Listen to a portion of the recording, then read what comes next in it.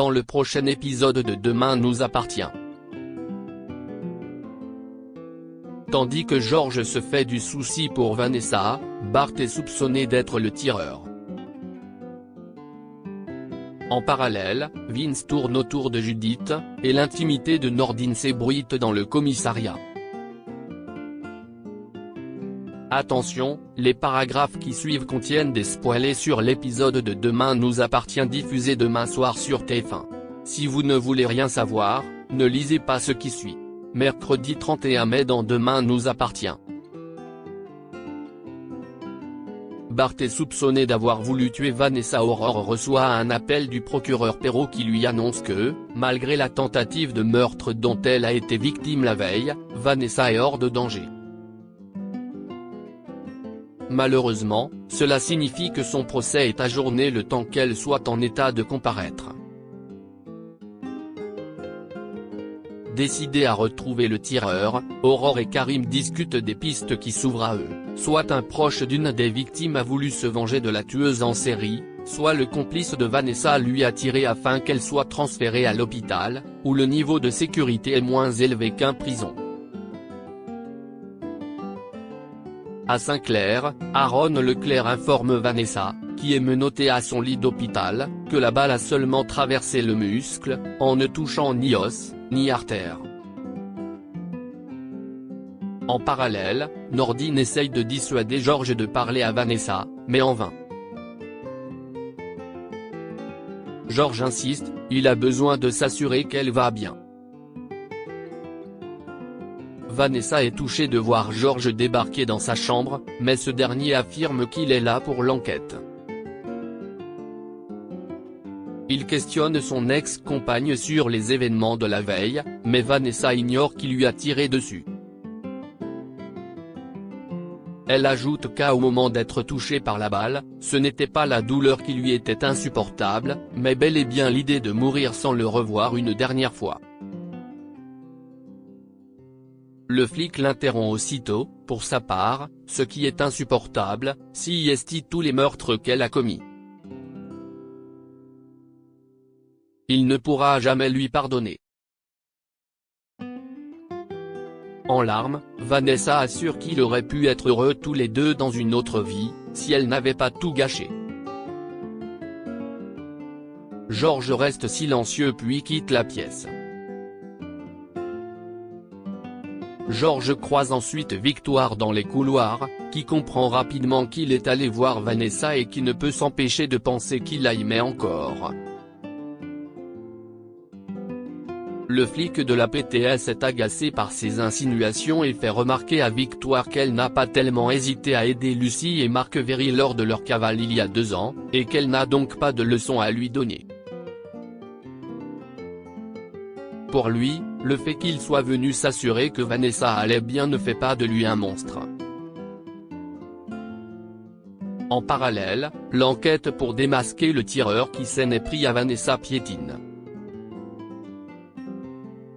Sarah n'a rien trouvé sur les images de vidéosurveillance, et l'appel à témoins n'a rien donné. Heureusement, Karim a peut-être une piste, une femme qui filmait le palais de justice au moment des faits doit lui envoyer la vidéo en question. De leur côté, Soisic et François sont soulagés de savoir que le procès est ajourné. Ils estiment que le maître chanteur n'a plus de raison de faire pression sur eux désormais. François aimerait parler de tout ça aux policiers mais Soisic s'y oppose fermement. Elle a toujours extrêmement peur pour Adam et estime qu'ils ne peuvent pas prendre de risques. François accepte de ne rien dire à la police et pose sa main sur celle de son ex-femme pour la rassurer. Charlie, qui a surpris la scène, réagit assez mal. François décide alors de tout lui raconter. Au commissariat, Aurore demande des comptes à George. Elle lui rappelle qu'il n'avait pas l'autorisation de voir Vanessa, et encore moins sans la présence de son avocat. Selon elle, Simon Leclerc pourrait s'en servir contre eux et cela pourrait engendrer un vice de procédure. Georges assure qu'il avait simplement besoin de parler à Vanessa, mais leur discussion est interrompue par Karim, qui arrive avec une bonne nouvelle. La vidéo envoyée par la passante qui filmait le palais de justice identifie clairement une personne que les policiers semblent bien connaître, que l'on peut voir partir en courant juste après le coup de feu.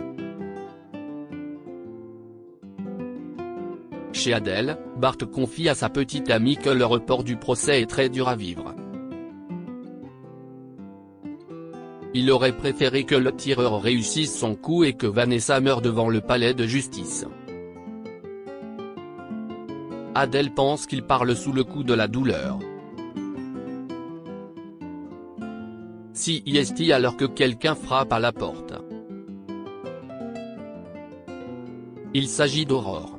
Accompagnée d'un autre policier, elle informe Bart qu'il est soupçonné de tentative d'assassinat sur la personne de Vanessa Lehman.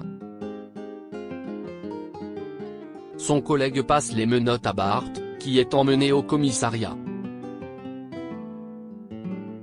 Vince s'intéresse de près à Judith Henneville. Gabriel croise par hasard Vince, qu'il ne porte pas dans son cœur depuis l'histoire du parfum avec Nora. Vince sent de la rancœur dans la voix de Gabriel et essaye d'apaiser les choses. Mais en réalité, le coach de vie cherche surtout à avoir des informations sur Judith. Mise au courant de cette discussion par Gabriel, Nora confie à Judith que Vince n'est visiblement pas insensible à son charme. Judith refuse d'y croire et pense plutôt qu'il s'est neveu d'avoir brûlé le t-shirt de Noah. Mais au même moment, Vince envoie un message à Judith sur Instagram, et Nora comprend donc que sa meilleure amie et le coach de vie se suivent sur les réseaux. Plus tard, Oma, Judith reçoit la visite du coach. Vince cherche à savoir si elle va mieux, car il l'a trouvée un peu chamboulée lors de leur dernière séance. Il lui fait ensuite des points d'acupression sur le visage, ce qui, selon lui, peut aider pour le stress mental. Une scène à laquelle assiste Jordan de loin. Sous le regard interrogateur de son petit ami, Judith, un brin gênée, est contrainte de faire les présentations. Elle assure que, malgré son côté étrange, Vince est un bon coach. Jaloux, Jordan s'empresse de regarder le compte Instagram de Vince une fois chez lui, sous le regard amusé de Jack qui trouve le coach de vie extrêmement sexy. Pendant ce temps, Judith teste sur sa mère la nouvelle méthode de relaxation de Vince. Chloé demande à sa fille si son intérêt soudain pour l'acupression ne cache pas des frustrations ou un mal-être, mais Judith lui affirme le contraire. Le projet de calendrier sexy de Manon fait, presque, l'unanimité au commissariat. Roxane surprend Manon en train de regarder les photos sexy qu'elle a prises de Nordine.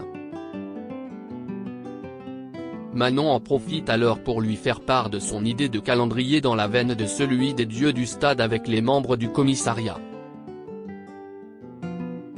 Leur conversation est interrompue par l'arrivée de Karim qui ne peut s'empêcher de rire à la vue des photos de son collègue en caleçon. Il ne loupe donc pas l'occasion de taquiner un peu plus tard Nordine sur son corps de rêve. Manon, Roxane et Karim tentent de convaincre Nordine de participer à ce calendrier, mais le jeune flic campe sur ses positions. Il est certain que Martin refusera de toute façon de laisser ces hommes de poser à moitié nus, de peur de décrédibiliser la police. Mais contre toute attente, Manon expose un peu plus tard son idée à son beau-père qui ne voit aucun inconvénient à ce projet de calendrier, tant que les photos ne sont ni vulgaires ni indécentes. Il pense que cela pourrait aider à humaniser la police auprès du public. Le soir venu, Manon annonce à William que le commissariat va poser pour un calendrier sexy et que les fonds récoltés iront à l'association de son ami. William est ravi. Manon fait croire à son père que c'est une idée de Nordine. Le docteur Donnier félicite alors son beau-fils, il est heureux de voir que ses talents d'exhibitionniste ne se limitent pas à la sphère privée.